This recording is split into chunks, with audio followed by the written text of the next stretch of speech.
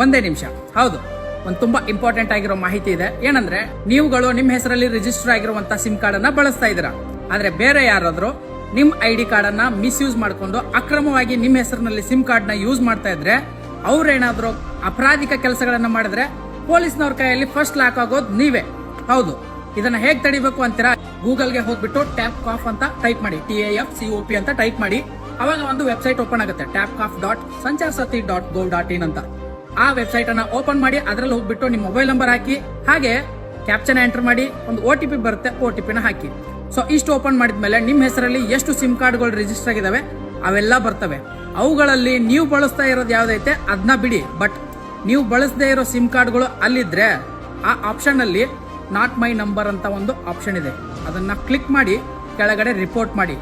ನೀವು ರಿಪೋರ್ಟ್ ಮಾಡಿದ ತಕ್ಷಣ ನಿಮ್ಗೊಂದು ಮೆಸೇಜ್ ಬರ್ತದೆ, ಬ್ಲಾಕ್ಡ್ ಅಂತ. ಇದರಿಂದ ನೀವು ನಿಮ್ಮ ಹೆಸರಿನಲ್ಲಿ ಅಕ್ರಮವಾಗಿ ಯಾರಾದ್ರೂ ಸಿಮ್ ಕಾರ್ಡ್ ನ ಬಳಸ್ತಾ ಇರ್ತಾರಲ್ಲ ಅದನ್ನ ತಡೆಯಬಹುದಾಗಿದೆ. ಮತ್ತೆ ಈ ವೆಬ್ಸೈಟ್ ಬಂದ್ಬಿಟ್ಟು ಡಿಪಾರ್ಟ್ಮೆಂಟ್ ಆಫ್ ಟೆಲಿಕಾಂ ಕಮ್ಯುನಿಕೇಶನ್, ದೂರ ಸಂಪರ್ಕ ವಿಭಾಗದ ನಿರ್ವಹಣೆಯಲ್ಲಿರುವಂತಹ ವೆಬ್ಸೈಟ್, ಗವರ್ಮೆಂಟ್ ವೆಬ್ಸೈಟ್, ಯಾವುದೇ ಥರ್ಡ್ ಪಾರ್ಟಿ ವೆಬ್ಸೈಟ್ ಅಲ್ಲ. ಸೊ ಹೀಗಾಗಿ ಆರಾಮಾಗಿ ನೀವು ಇದನ್ನ ವೆಬ್ಸೈಟ್ ನ ಬಳಸಬಹುದು. ಕೊಟ್ಟರ ಮಾಹಿತಿ ನಿಮಗೆ ಉಪಯುಕ್ತವಾಗಿದ್ರೆ ಎಲ್ರಿಗೂ ಶೇರ್ ಮಾಡಿ, ಎಲ್ಲರನ್ನು ಜಾಗೃತರನ್ನಾಗಿ ಮಾಡಿ. ಧನ್ಯವಾದಗಳು.